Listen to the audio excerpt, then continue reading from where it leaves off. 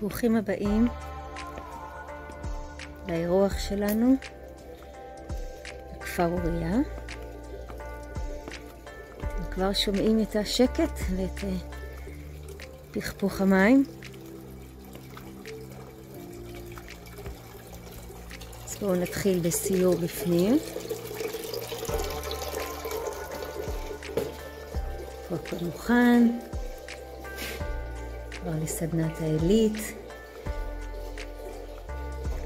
פה אנחנו יושבים בסלון אינטימי. זה המטבח. פה יוגש הבופה.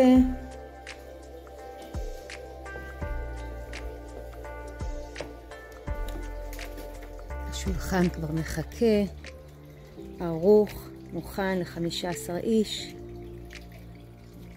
זו גינת התבלינים.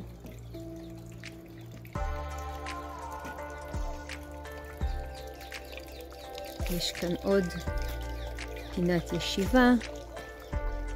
אנחנו קוראים לה הצ'יל. אפשר לשבת גם פה בכיף, באינטימיות.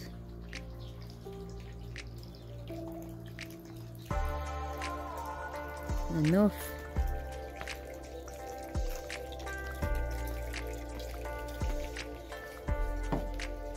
הכל ערוך, כלים מיוחדים, עבודת יד, סכו"ם וינטג'.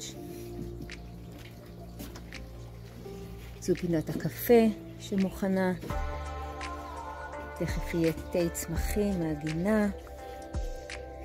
זה הסלון שלנו, הסלון החיצוני. אפשר לשבת פה בכיף עד 15 איש מול הנוף. כשיש רוח אז פעמון הרוח משמיע צלילים מדהימים. הבריכה מפנקת. הבית מלא בפינות ישיבה כיפיות שאפשר גם להתחלק לזוגות ולעשות רגילים של הקשבה.